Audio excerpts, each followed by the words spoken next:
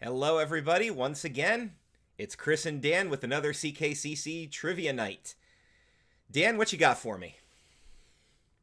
We have trivia in the wrestling world, but it's in the Well, people knew this wrestle was coming. crap wrestling world. My favorite. So you're going to present me with a trivia quiz based on bad wrestling. Yes. Something I love so much. Well, we all knew that wrestling content was coming. Anybody who knows us knew that was coming. And the next time we bring you guys a trivia quiz for Dan, I've prepared a trivia quiz for him that's wrestling related. All right, so same rules apply. You can give me the three guess system, the 10-second clock, and then I have to pretty much call it at that point. I just need something to calculate my score on. You do have a chance to get more than 100 points. Okay, well, There we'll see how are that goes. a handful of questions where you can get multiple points. So what I'm going to do is I'm going to pull up the calculator app on my phone here and my wonderful backwards camera, as you guys can see. And then I'm going to put a 1 on there, and I'm going to hit the +1. And I'm just going to keep hitting the equal button for that. And then I have an actual physical piece of paper and a pen here, and I'm going to write down my tally for wrong answers on there. And then we'll compare and contrast. And after, do you have the questions numbered by any chance? Yes, I do. Okay. After every 10 questions, we'll do an evaluation, see where the score sits. All right? All right, I'm ready when you are, Dan. All right. Question number 1. This wrestler had a physical gimmick so large and cumbersome, they had to look out the mouth hole of their headgear. Who is Mantar? Is correct. You heard the Cornette story about that, right? They did it for the magazine. They did a My Dinner with Mantar. Yeah. And they were just like, you're going out and you're going to manage Mantar. And he was like, okay, I'll get this guy over. And then, like, the next week, Bruce Pritchard comes up to me and goes, by the way, that was a rib. You're not really managing it. They knew he was not good. All right, number 2. This shit gimmick with a memed theme was actually a participant in the Deadly Game tournament at Survivor Series 1996, where he was eliminated along with X-Pac due to double countout. You said it was a shit gimmick? Yes. Are you referring to T.L. Hopper, the plumber? No, it was 1998. 1998. Okay. So he was in Survivor Series. He was in the tournament. Okay. He fought X-Pac, but they double counted out. And what was the other clue about what the gimmick was? A memed theme. Sorry, my phone is blowing up because my mother just landed in Colorado. Oh, that's fine. Safe travels. A memed theme. That's where you're actually throwing me off on this. Yeah, bad gimmick, but the theme is a meme. That's actually where I'm getting this. I'm getting stumped on it. A meme theme. 1998. There weren't that many bad gimmicks in WWF in 98 that I can think of. So, who would have been a meme? It's meme theme that's throwing me off. That's where the whole thing is tripping me up here. You know what? I'm afraid I don't know. I'm going to have to take an L on this one. He's a man. Oh, real man's man, Steven Regal. Such a man. That's disappointing. All right, 1-1. That's fine. Continue. Rick Bogner gained positive notoriety in Japan as a big titan, but in the United States gained negative notoriety as... Rick Bogner, I believe, was the fake Razor Ramon. That is correct. Okay, that one I did know. A big titan! Yeah, fake Razor. Okay. Number 4. On an infamous episode of Raw, Brian Pillman claimed that Austin 316 is about to meet what? His doom or his death or something. He pulled out a gat. I remember that. He pulled out a gun and he cocked it. He was about to meet his end, meet his maker, meet his... Yeah, something like that. I don't remember the specific... I can give you a quick hint. That Austin 316 Austin 316. You're gonna meet your God. No. I think I said meet your maker was one of the guesses. Yeah. So that's the same thing. That's what he says as he cocks the gun. You're gonna meet your ass. Is that really what he said? No. Okay, He I don't says, know. Pillman, 9mm. Oh, okay. Well, I'm doing worse at this than I thought I would do. Okay. All right, number 5. In between being a positive message rapper and joining with Too Cool, Rikishi worked in a weird mask as... The Sultan. That is correct. All right.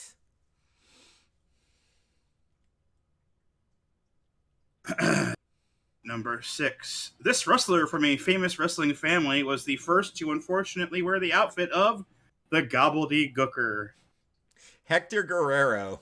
That is correct. Poor Hector. Didn't he, and correct me if I'm wrong, but didn't they actually use him in the Gimmick Battle Royal? I think they might have. It wasn't always him, but I believe it was usually him. Yeah.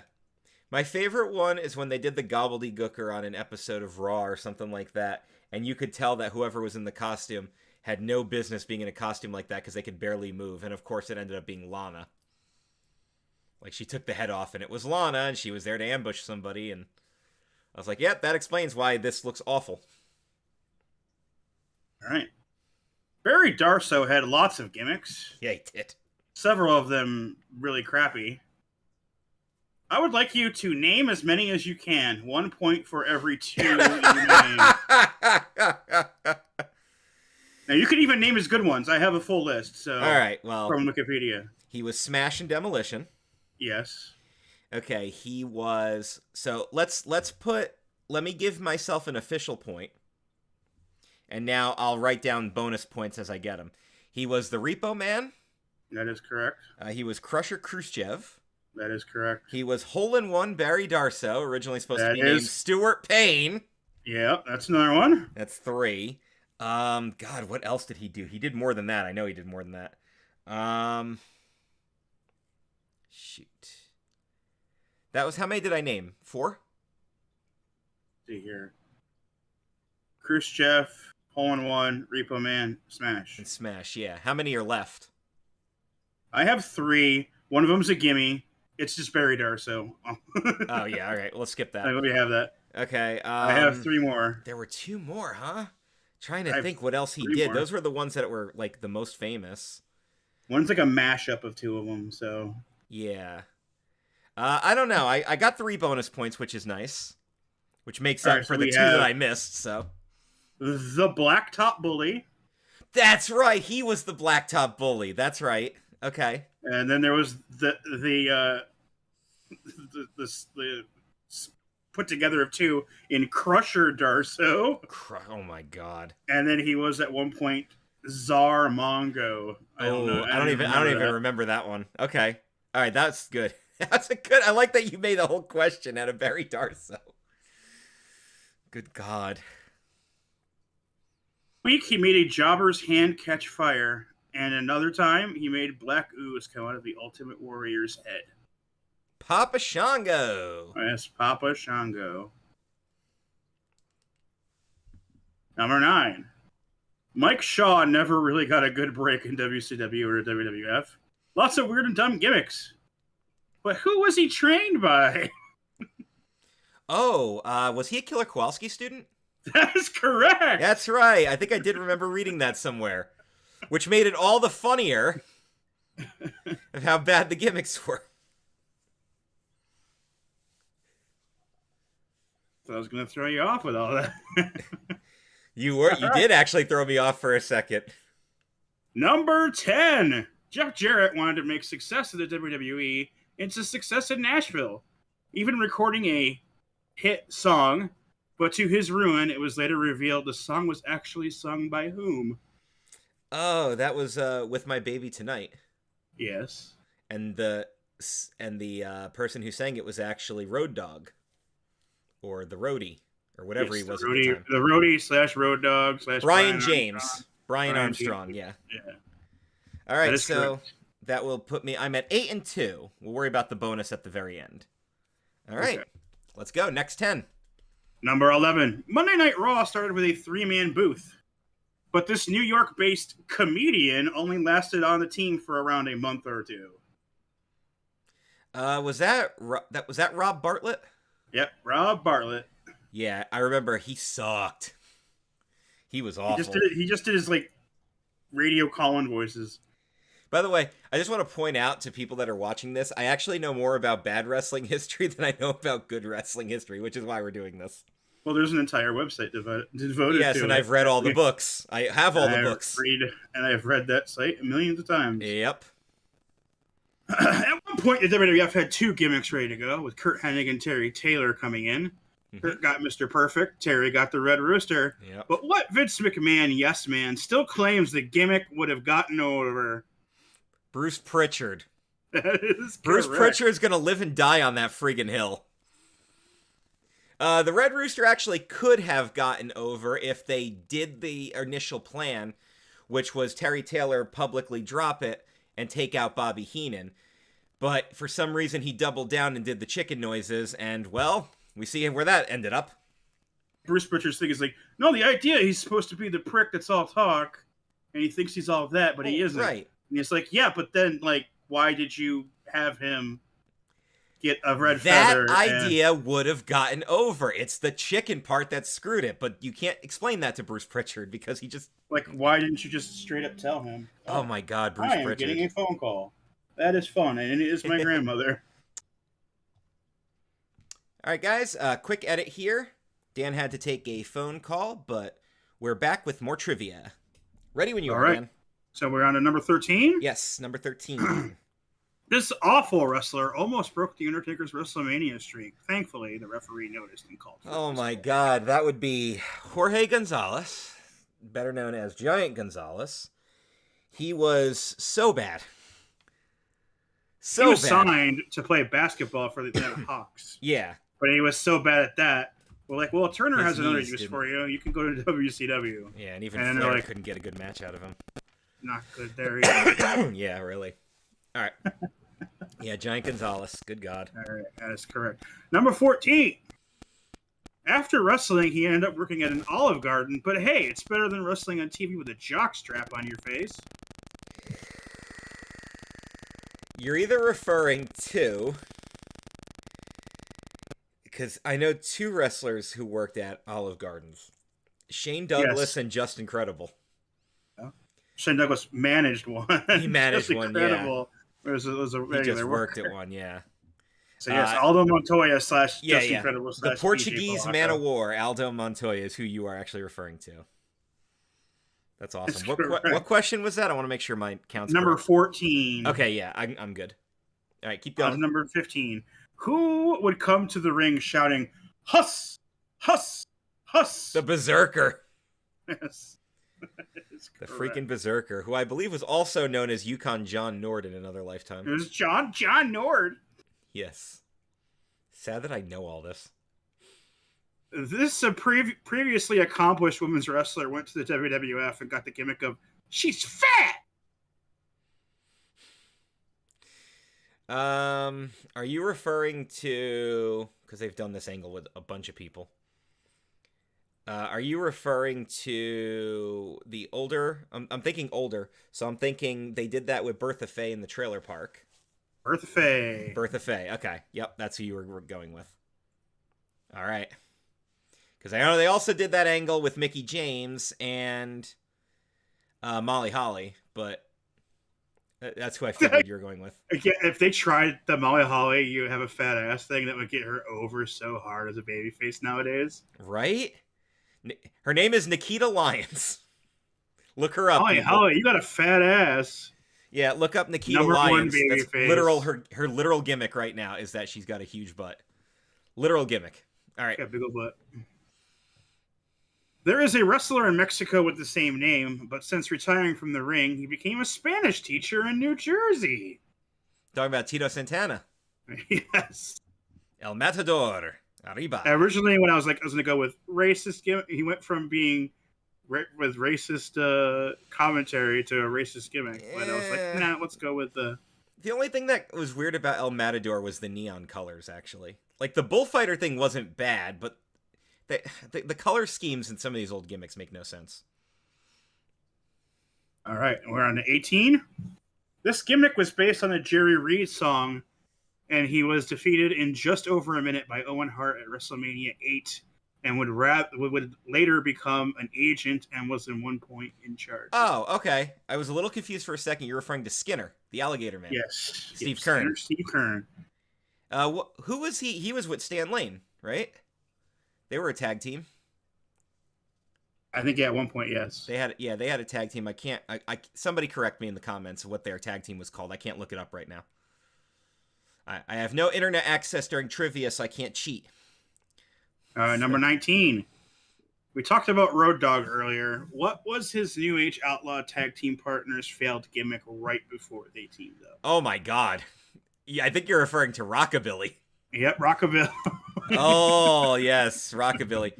Which, in the Wrestle Crap, the big list, it just says, further proof that Billy Gunn has always sucked.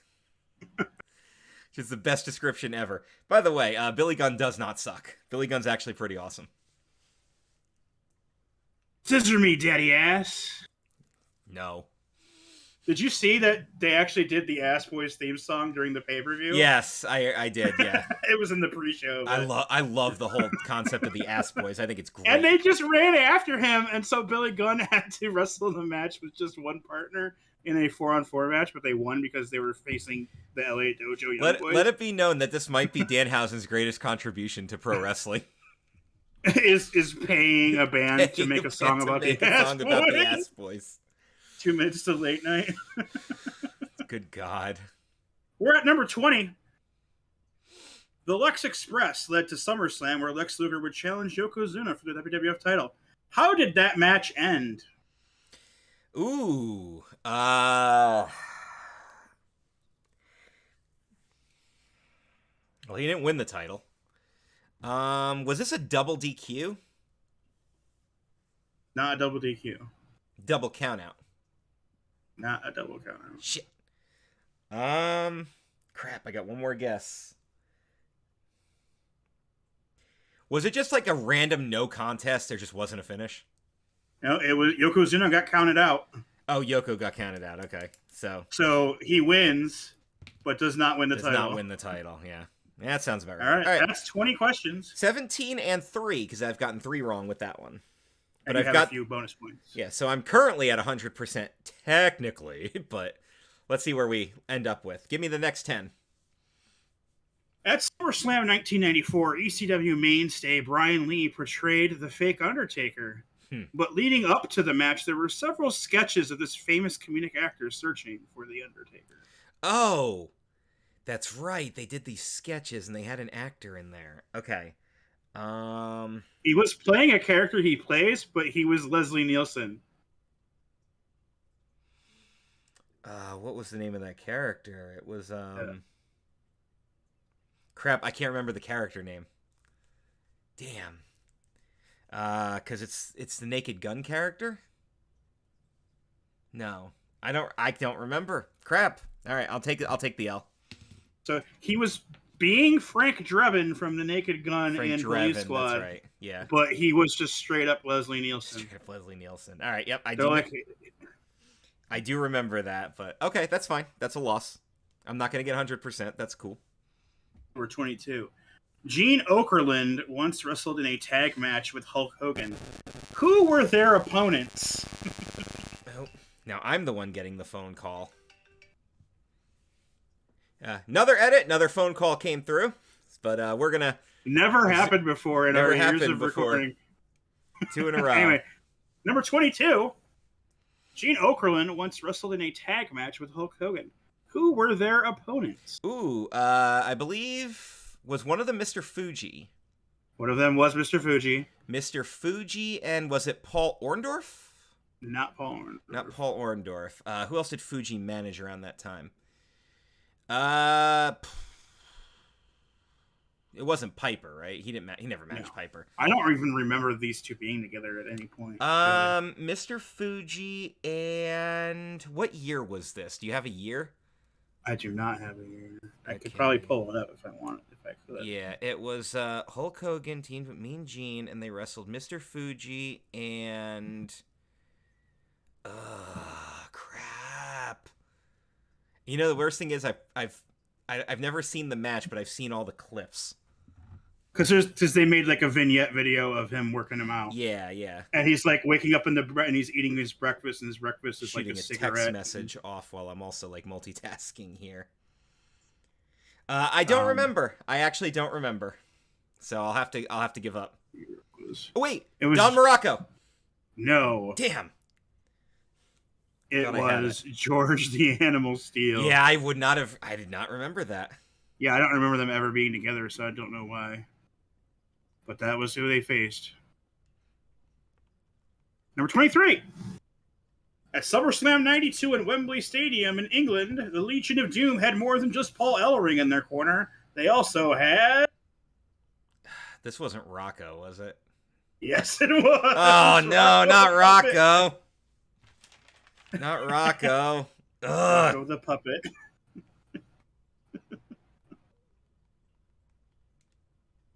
Number 24. After Val Venus slept with his wife, what did Yamaguchi-san plan to do? Choppy his pee-pee. Choppy your pee-pee.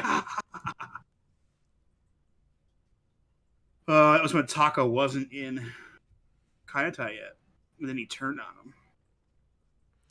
This team of rotund rappers won the tag titles at a house show on a European tour, and then gave them back 2 days later. I'm sorry, repeat that. I'm still distracted by sending this text. This team of rotund rappers won the tag titles at a house show on a European tour, and then gave them back 2 days later. Oh, Men on a Mission. That is correct. I actually watched several videos about whether or not it was a mistake or not. And everyone involved in the match says it was the plan, so I'm going to go with it wasn't a mistake. Number 26, Tony Atlas came crawling back to the WWF and was punished with this racist... Saba Simba! That is correct. Number 27.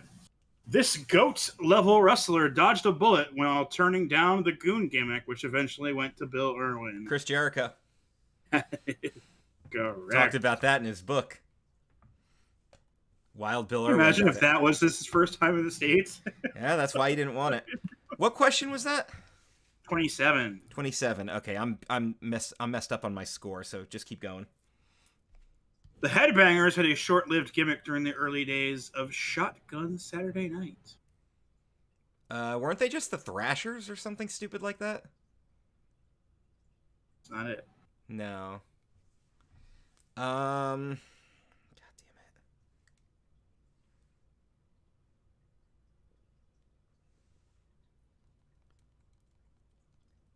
it. I don't know.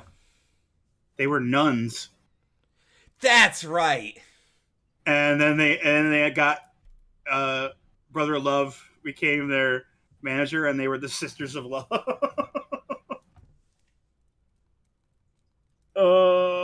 Number 29. This wrestler's real-life problems stupidly became storyline and culminated in him trying to kill himself by jumping off the Titantron. Well, this has happened more than once, but this one you're referring to is Road Warrior Hawk. That is correct. Number 30. Years before Harry Del Rio stripped off Scott Steiner's look on the first NWA TNA show, he was this magical gimmick for one televised match. Fantasio. Yes, Fantasio. All right, so that was the 30th question, right? That's the 30th All right, question. 24 and 6. So I'm caught up now. All right, here we go. More. There was a fake Funk brother in the WWF. What was his name? Jimmy Jack, and he lasted longer than Dory did. I look because they made him wear a black mask like the Lone Ranger. Yeah, he had the Lone Ranger mask. If you could see his face, you would know he was nowhere near related to them. Nowhere near it. Number 32. Thrasher kept getting hurt during the Attitude Era, but they needed something for Mosh to do. One of the gimmicks they tried was a 50s throwback called Beaver Cleavage. Yes. I actually thought that was Thrasher, but I guess I was wrong. Yep. Lasted one match. The Santa Claus was a short-lived member of the $1 Million Corporation. Who was he portrayed by? That would be Joey Image's doppelganger, Balls Mahoney. Balls Mahoney. Who Joe was once mistaken for at an airport in Newark. Number 34. Johnny Glitter was involved in these infamous segments that lasted a few months leading up to WrestleMania 12. That would be the Billionaire Ted skits. He was the huckster. You know, he never liked talking about that, by the way. I mean, I wouldn't either. What do the Godwins' initials spell? You have Henry O. Godwin, which spells hog, and Phineas I. Godwin, which spells pig. Yes. Somehow that's worse than the other one. 36. How did China get revenge on Mark Henry? Ooh, well, I know she eliminated him at a Royal Rumble. Yes. But that's not what you're specifically referring to. This was the first time as a wrestling fan I was embarrassed. Sammy. She got him with Yes. Sammy, the transvestite. Yes. That's right. She filmed him starting to hook up with a crossdresser named Sammy. Sweet baby Jesus, you've got a penis. It was shown in front of the crowd, in which his mother was in attendance. You know, wrestling was bad, but it's probably going to come up at some point on here. I'll tell you the first thing that truly embarrassed me with wrestling when it comes up, because I know it's on this quiz somewhere. The WWF tried to take advantage of the baseball strike with this gimmick. Abe Knuckleball Schwartz. Yes. The living baseball. Number 38. This prison convict character in real life got Vince out of the steroid trial due to his biased testimony. That would be Nails. That gimmick could have worked too. It was the counter to Big Boss Man, right? Right. Here's the cop, here's the convict. Yeah. And you're supposed to root for the cop. But then we rooted for the convict because he legitimately wrestled Vince McMahon. Oh, God. After the breakup of Strike Force, Tito Santana became El Matador. What happened to Rick Martel? Became the model. That is correct. He had a giant atomizer that he would terrorize people with. This is number 40. 40. The infamous Heroes of Wrestling pay-per-view. Yeah. Remember that? Never saw it. What year was it? More recently than you think. It was in the early 2000s. I'm going to take my first guess with 2002. No? Earlier than that. Longer ago than that. Yeah, 2000 even. Longer ago than that. Shoot, it was in the 90s? Okay. Yeah. 98. Nope, it was 99. Damn. I feel like 99. I feel like you trying to guess those NBA questions with the years. That was in 99. Yeah, it's that's been ridiculous. 23 years. I was really hoping question 40 was going to be about the Boogeyman. That would have made me laugh. All right, keep going. Let's go. All right, 33 and 7. Those were all from the WWF section in the retro area. We are now moving to the WCW section of the retro. Oh, God. There's a lot of crap here. Chucky once randomly showed up on an episode of Nitro to tell Rick did. Steiner to leave Scott Steiner alone. Yeah, he did. What Child's Play movie was he there to promote? Would that have been Bride of Chucky? That was Bride of Chucky. Yeah, I'm trying to think of the Child's Play timeline, and yeah, that's right. Bride of Chucky.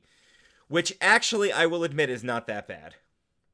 That and Seed of Chucky, like Like, it really expanded the character. Yeah, And well, like, they're funny too. Like the best thing about Bride of Chucky is he's doing everything the old-fashioned way, and Jennifer Tilly's character is like, "Oh, you're so stupid and predictable. Try this," and she like they shatter like the mirror on the ceiling where the couple's having sex in the hotel, and like the glass rains on them to kill them. Like cool stuff like that. Like it was the whole point was you're an old tired trope, and here's how you can modernize this. And they did the comedy thing, which is where they should have gone with it. and then again, Seed of Chucky was all about like Like his Chucky's character, actually yeah. worried. He's worried about dying. Yeah, you realize he can die. Exactly. There's Anyway, number 42. Warrior versus Hogan at Halloween Havoc was so botched and long. What ended up happening? They had to cut the main event. The feed went out. They ran out of pay-per-view time before the main event. Yeah, 25% of the people watching started staring at a black screen. They were demanding full refund, so they had to air the main event for free on Nitro the next night. Yep. They ran out of pay-per-view time before the main event of DDP versus Goldberg started. So embarrassing. Which they ended up showing it for free on Nitro the next day. Yep. One good thing about the WWE Network is they don't have that issue anymore. And that was one of Goldberg's best matches, by the way. Which is not saying much, actually. It says a lot about DDP. You know what my favorite Goldberg match of all time is?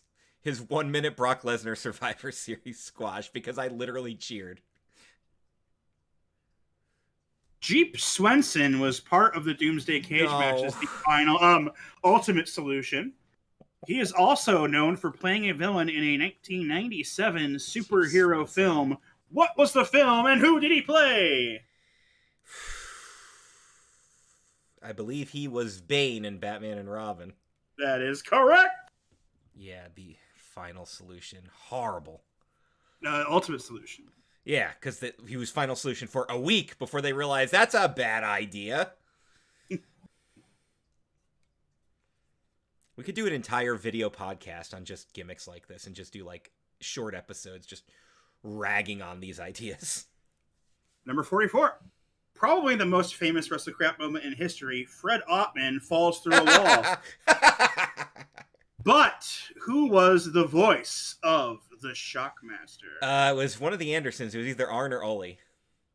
It was Ole, wasn't it? It was Ole. It was Ole, yeah. Yeah, that's right. It was Ole. Because was Arn actually part of the team? It was Sting, Luger, and I don't remember who else. Sid was there, and Davey Sid and Davey Boy. Okay, maybe not Luger, maybe Sid then.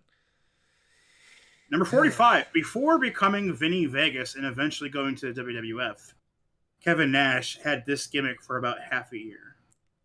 Oz. Yes, he was Oz. So great. Welcome to Oz. And they were planning on Oz. having multiple Wizard of Oz based characters, but thankfully, the first one did so bad. Oh, God. So bad. Number 46. What happened after the sumo truck match? That was Hogan and Big Show, right? Yes, Hogan and Giant. Hogan and Giant. They tossed Giant off the arena. Yes, he did. Supposedly to his death, but it happened to be on the riverside. Which was the funniest thing as commentary. Bobby Heenan's like, was that the rivers? The side with the river or the side with the parking lot?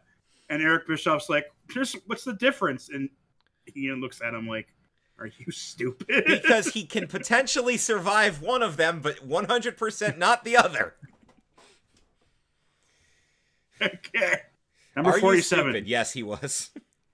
To appeal to kids, Jim Herd came up with this inappropriately named tag team. The Ding Dongs that were originally supposed to be hunchbacks. Jim Herd, you have hunchbacks. You can't pin them. One of wrestling's ultimate cancers, Jim Herd. Jim Herd was, yeah, good God. Number 48, the King of the Road match got Dustin Rhodes fired, but it wasn't because the match was shit. What was? Oh, did he curse in it or something stupid? And it wasn't cursing. Did he have a wardrobe malfunction or something? Or no, I don't remember. He bladed. Oh God, yeah. And it was against WCW rules You at the can't time. blade at the time. That's right. So he got straight fired. For blading. Number 49. Follow up to the previous question. Dustin getting fired for blading led to this gimmick in WWF that probably should have been wrestle crap, but that would be Goldust. Yes.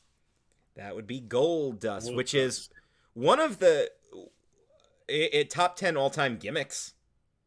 Anybody else that would have been like, get off my TV. Not Dustin. Dustin pulled it off. Yep. It's just like if anybody else was the Undertaker. Awful. That would have been done by the end of the year, and that was started in November. Yeah, it would have been awful. Yeah, I agree. Number 50. Poor Ron Reese started in WCW as the muscle for the Dungeon of Doom and was named the Yeti. One of your favorites. It's the Yeti. By the way, he was called the Yeti, but he wasn't an abominable snow creature. He was a friggin' mummy. Somebody explain that to me. He was an ice mummy? I don't know. I am 42-8. Nice. I still have an A, but even my bonus, my extra credit, I still got an A. But let's keep this alive because I'm sure I'm going to miss a few more. Halfway home. Number 51. Mike Rotunda was the captain of the Varsity Club. Yep. But after the Varsity Club broke up, he was still Captain Mike Rotunda. Yep. Why?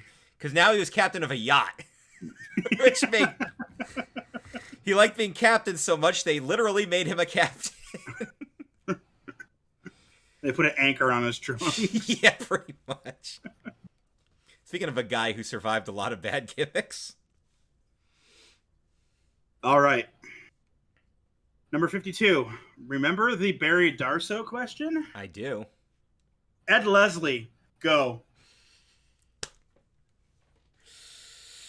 All right. Well, you had Brutus the Barber Beefcake. Yes. All right. So I'll give myself the official point. For my first extra credit, we have the Booty Man. Yes. We have the Zodiac. Yep. So that's one extra point.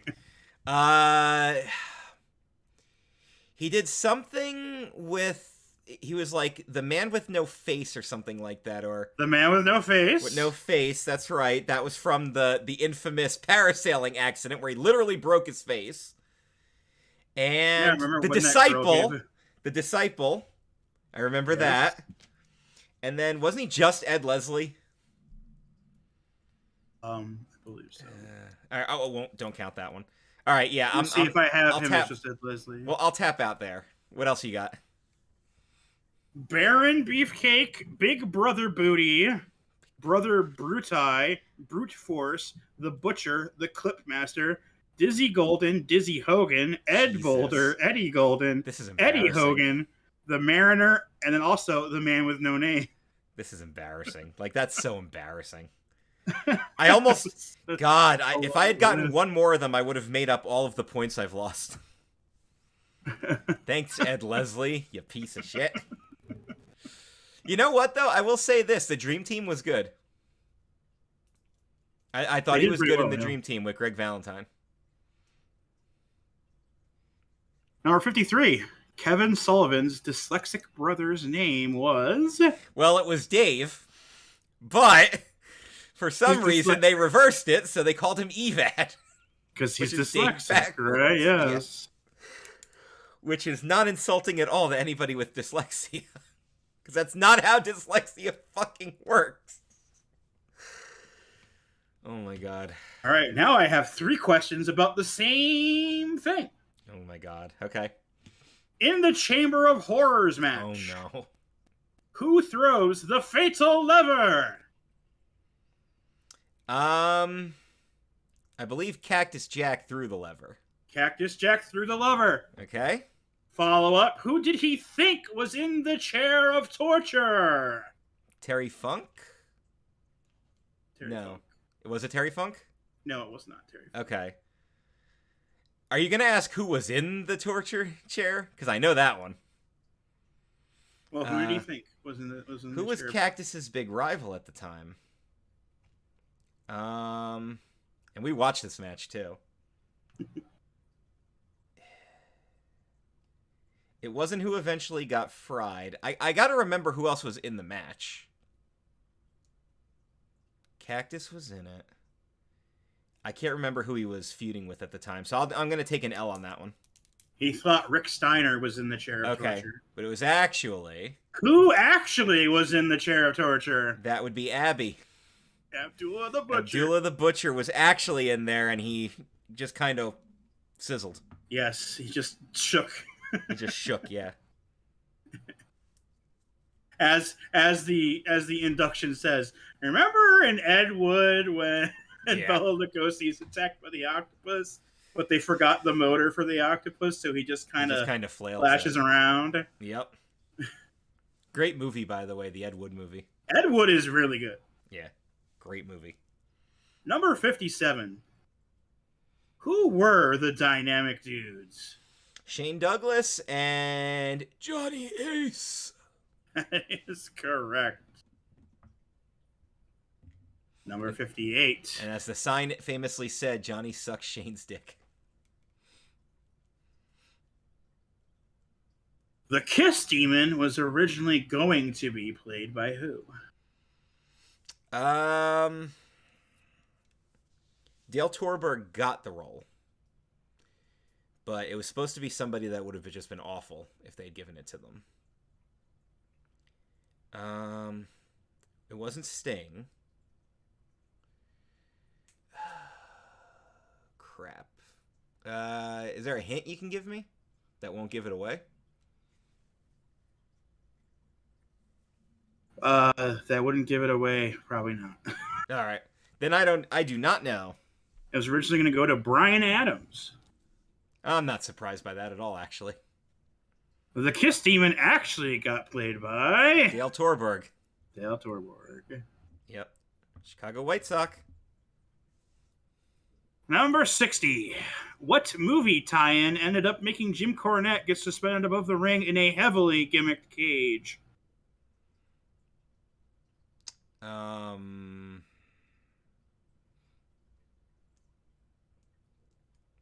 That wasn't Jaws, right? It wasn't like a shark cage. They were going to use the cage for this gimmick, so they used it earlier in the show with RoboCop. Cornette. Yes, but RoboCop. It was for RoboCop, but which RoboCop movie? RoboCop 2. RoboCop 2. Which was not good. All right, 50 and 10. Not bad. Okay, number 61. Ed Ferrara, after joining Vince Russo in the jump to WCW, became a non-screen character. What was his name? Ed Ferrara, I'm going to punch you in the face for making fun of Jim Ross's Bill Pausley, you little piece of shit. Famous Jim Cornette rant. And of course, what else could we possibly call the name but the state where Jim Ross was from, which was Oklahoma? What else would you call it? But to be fair, he was the butt of many jokes. He was always on the negative end of things. I know, which was... Good God. This TV psychic once helped Paul Orndorff become Mr. Wonderful again. Gary Spivey. No relation to Dan. God hopes so.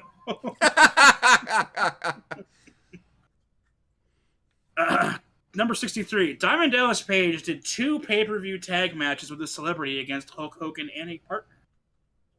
Name both of the matches in full. He teamed with Karl Malone. Yes. To take on Dennis Rodman. Dennis Rodman's tag team partner, of course, which I said. Yeah, which is Hogan. Question. Yeah. Okay, yep. And the second one was? Yeah, because he was in the Arquette match, right? Yeah, but it wasn't a tag match against Hogan and a partner. Oh. He was in the Jay Leno match. Yes. And so who did they face? Um, Who was Hogan's partner for that one? crap. How much credit am I actually getting for this question? At I this point? wrote down that I was going to go 1 point for each matchup, fully written. Okay, so I got 1 point. Fair enough. Okay. So DDP, Jay Leno versus Hogan, and So this would be the bonus point then, or is it the next question? this would be a bonus point. Okay, so I'm not going to be sad if I don't get it. Let me think about it. It was Jay Leno, Eric Bischoff. Eric Bischoff is Eric correct. Bischoff. Yeah, I had to think about that for a second. Yeah, that's right, because it was at the freaking Sturgis rally. Yep.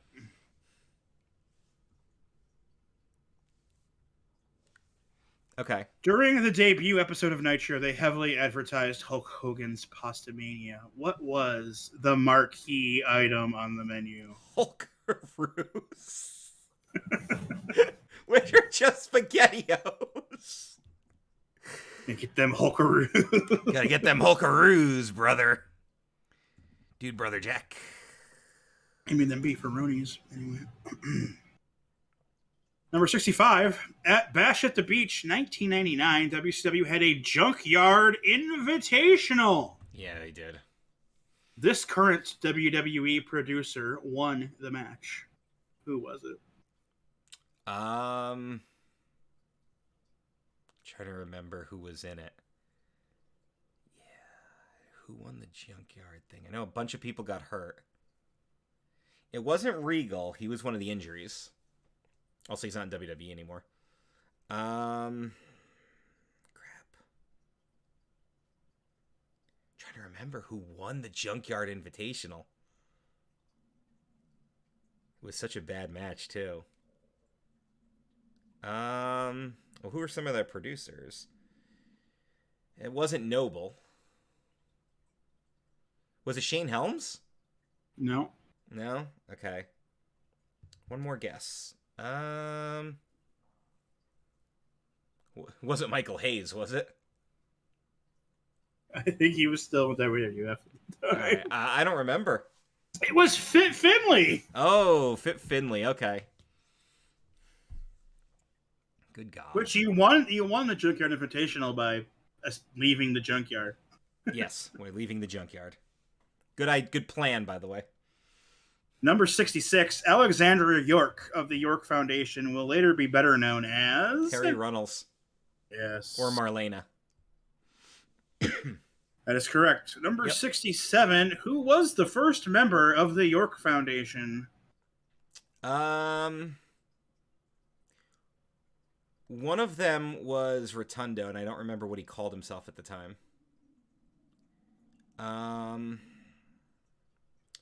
Terrence Taylor, the computerized man of the 20th century. He was the follow-up. Oh, he was the follow-up. Okay. So it was Mike Rotunda, but you have to remember what his name was, what his name got changed to for this gimmick. It wasn't Michael Wall Street. It was Michael Wall Street. Was it really? Okay. That's funny. I thought he would have changed that, but I guess led to several other wrestlers moving over and getting full names instead of their short names. Yep. Terry Taylor became Terrence. And what was the big one was Richard Morton. Yeah, Richard Morton, that's right. Poor Ricky Morton. Number 68. This was WCW's answer to China. Asia. Yep. ASYA. And they named her Asia because Asia is bigger than China. A couple of years before he died, Giant Haystacks joined the Dungeon of Doom under this cryptozoological name. He was Dungeon of Doom. What did they call him? Did they just call him the Sasquatch? No. Okay. He obviously wasn't the Yeti. Cryptozoological name. Trying to remember Giant Haystacks in the Dungeon of Doom. Obviously, I was not watching at the time, but I've read about the Dungeon of Doom. But I don't remember this one. I know Kamala was in it. Mm-hmm. Crap. They just call him Abominable, did they? No. All right. I don't know. I don't remember. He was Loch Ness.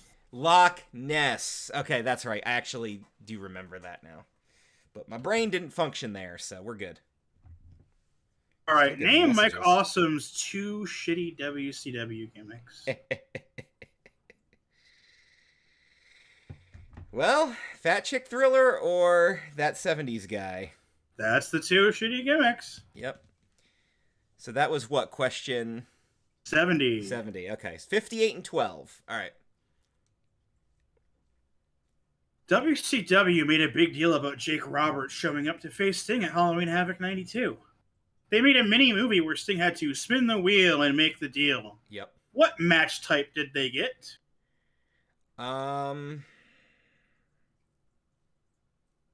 Yeah, they did the spin the wheel, make the deal. Was it a buried alive type stipulation?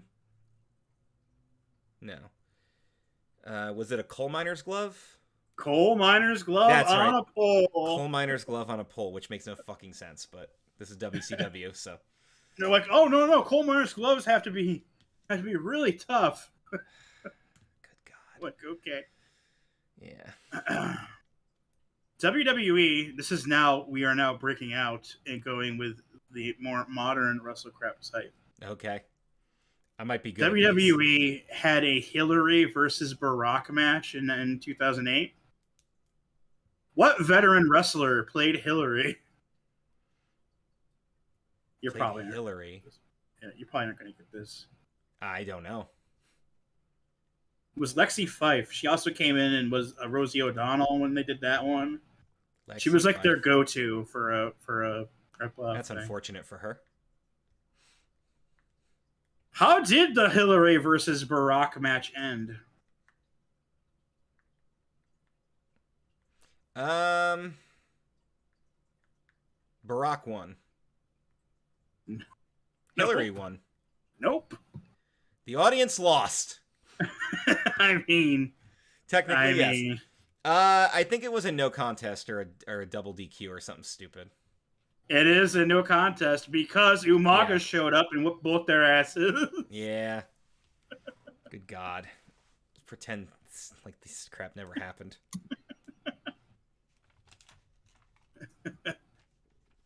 Oh, man. All right. Number 74. The Gooker Award started in 2000. Yep. Who won the inaugural award? David Arquette. That is correct. David Arquette. Who, to be fair, he donated all of his money to the Owen and Pillman foundations. So he even said, like, you sure about this? And they're like, yeah. And he's like, okay, whatever, man. Yeah, he didn't want to do it. Give him credit. Number 75. The Gooker in 2002 was this angle that included necrophilia. Ah, yes. Remember how earlier I said something was going to come up with the first time I was ever really embarrassed to be a wrestling fan? That would be this angle, the Katie Vick angle. Yes. So embarrassing. And there's our third question about the Gooker Award history. 2006's Gooker Award was awarded for something that started in January. What was it? Was that the Diva Search? Nope, that was 04. That was 04. Okay. 05. 2006 started in January. So right away. 05 was the Eddie exploitation. Eddie died in 05. Oh, so it was the 06 then. What was 05? Now I'm trying to think of what 05 was. Yeah, oh God. The one that RD didn't even want to, like, put pictures up for it.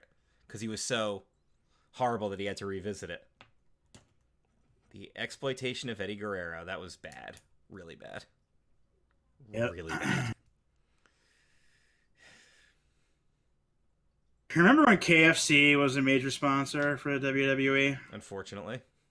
And they did the Colonel ads where, like, different people were the Colonel? Yep. We had Dolph Ziggler and we had The Miz. Shawn Michaels. Well, they eventually had a commercial where they did a Colonel Rumble. Yep. I remember that. Who won the Colonel Rumble?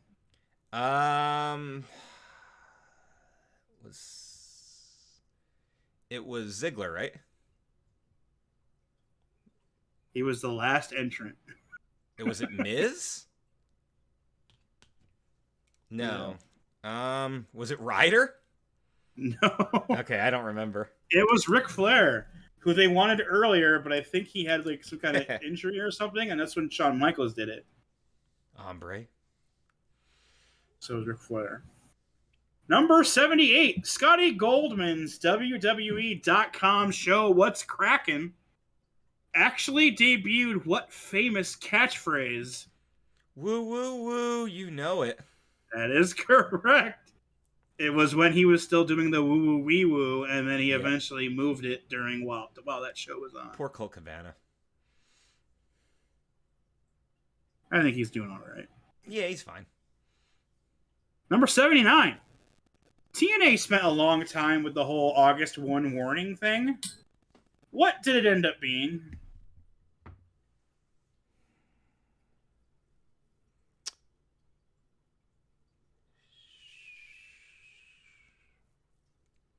I'm sorry, read that one again?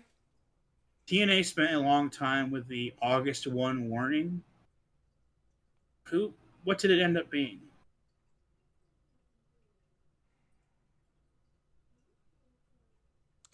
Relic? No. Shoot, I don't remember. It was Tito Ortiz. Oh, Jesus.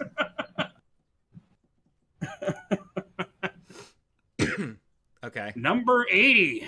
Mr. TV Jackie Pallow shows up to wrestle Catch in this British workplace comedy set in a multi-floor department store. The Office? I don't know.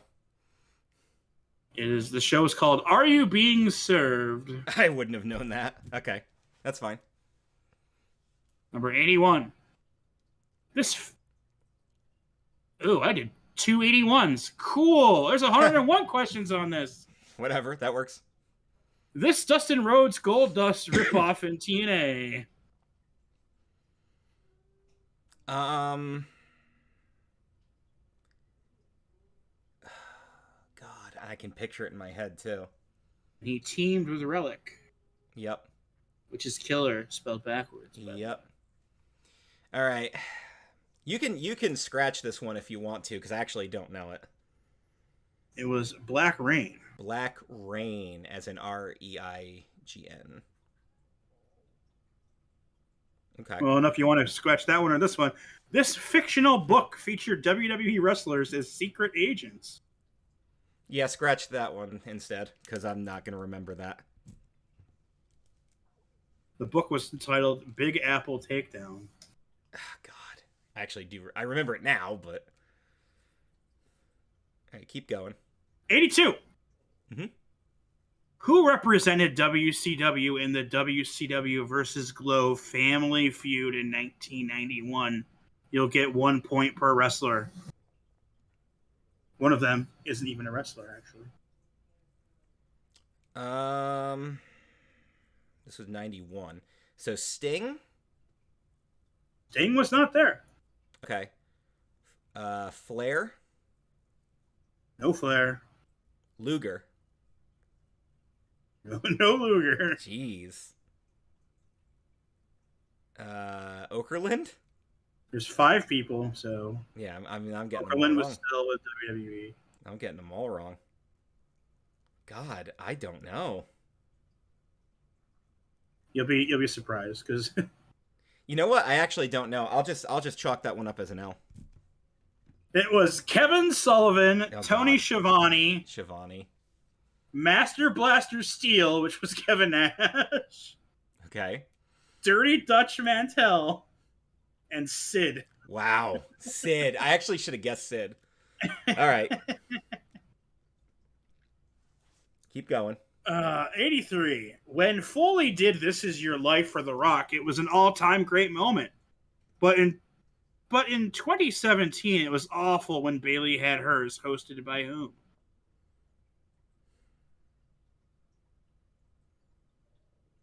Alexa Bliss. That is correct. Okay. I don't have an answer Alexa, be quiet. At WrestleMania 25, they had a women's battle royal, but Yep. we didn't know all the entrants. Why was that? Because the winner was going to be Santina Marella, Well, yes, but played also by Santino. the entrances were during a Kid Rock performance. Oh yeah, yeah. I'm not sure which one of those you wanted, but they Well, had the number 85 is who won that battle royal. Santina Marella. Okay, so a loss and a win. Got it. Okay. Number 86. What WWE executive did an episode of Undercover Boss with a totally unconvincing disguise? Stephanie. It was Stephanie. They just put her in a blonde wig. It didn't really change anything else. Yeah, no, not at all. Because there are times on that show where they totally transform somebody.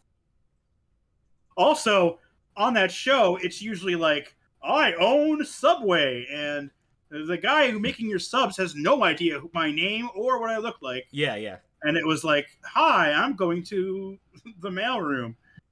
Just Yeah, two everybody floors knows who down. Stephanie is. Yeah. I love it. I mean, it was like the Kylo Ren one. I love that skit too. What number are we up to? This one is number 87. Okay. Bret Hart's WCW debut was as a guest referee for what match? Jesus. Bischoff versus Larry Zbyszko. That is correct. Awful. Number 88. Who wrestled in the Kiss Me Arse match at Extreme Rules 2015? Sheamus. Yes. And Miz. Not The Miz. Danielson. No. Crap. Ziggler. It was Ziggler. Ziggler. Okay. Dolph Ziggler versus Sheamus. Number 89. These wrestling brothers were on an episode of Honey, I Shrunk the Kids. The Harris twins. No. The Steiners. No. Forgot they had a TV show.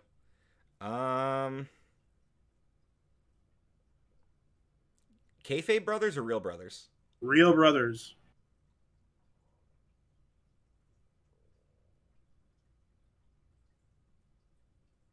Hardys?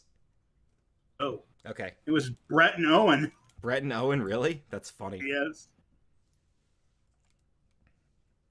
Number 90. On a Christmas-themed Raw in 2012, this wrestler accidentally hit Santa with their car. Was that... Wait, what year did you say? 2012. Alberto Del Rio. That is correct. 70 and 20. So let's see how the last 10 go. Captain Lou Albano was on an episode of this Nickelodeon live-action series in 1990. I'm actually thrown off by this. 1990. Try to think of shows that would have been around in 1990. Was it an actual like a sitcom series or like a game show style? It was like a sitcom. Was it Pete and Pete? No. Was it Hey Dude? It was Hey Dude. Nice. Okay. Number 92. Donald Trump bought Raw back in 2009. How long did that last? 2 weeks. Yeah, it was done by the end of the next episode. Yeah. He bought it, and then they did the episode with the no commercials, and then it was over. By the end of the show, yep. Vince bought it back. Vince bought it back. Terry Funk and Chris Candido once had a hardcore match end up in a horse stable. What happened during that match? The horse bucked Terry, and he screamed the F-bomb on camera. Yeah. He said he was going to fucking kill the horse. He gets pile-driven by Candido next to a horse. And gets bucked by it. The horse kicks him. Dude, Terry Funk almost died. Good God. WCW. On March 8th, 1999, Monday Nitro did something stupid for their first hour. What was it? That was the no wrestling hour. Yep, they didn't have a single match in the first hour of Nitro that week. Yep, but they did Kevin Nash skits.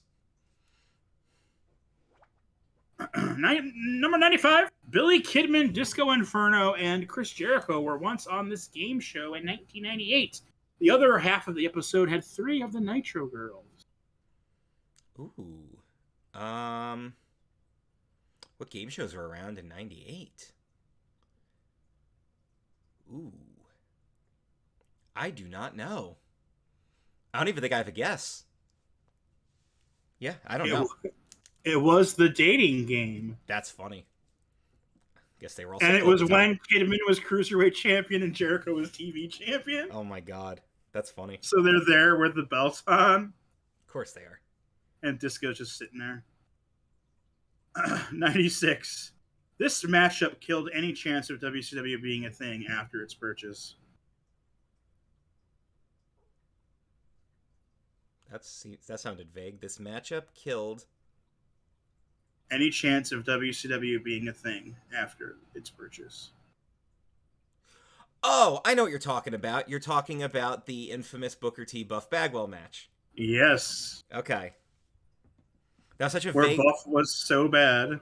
Yeah. It was supposed to be... They originally were going to let WCW have its own show. Yep. The original plans was Raw was going to become Nitro and Yep. SmackDown was going to become a WWE show. Yep. But this match was so shit they threw those plans out immediately. And you know who was supposed to be in it? It wasn't Buff. It was supposed to be Lance Storm. Yeah. But they decided Buff was a bigger star. And thus, history's made. 97, the Big Boss Man versus Al Snow feud culminated in this awful match. That would be the Kennel from Hell, where Al Snow escaped the cage, because that's what you do. You escape the guy who killed your dog. Well, see, it was a cage match, but with a Hell in a Cell additionally around. And yeah, it was bad. Number 98, at WrestleMania 6, to prove he isn't racist, Roddy Piper did what? Painted himself half black. No longer available on the network, by the way. Not that part of the show. Not that part of his show, no. Number 99, Vince and Stephanie fought in an I Quit match right before this significant personal event. That was near the end of the year. So what would be a significant personal event that year? Didn't she get pregnant with her first kid? No. No? Okay. This was before then. Shoot. I don't remember. It was before the wedding.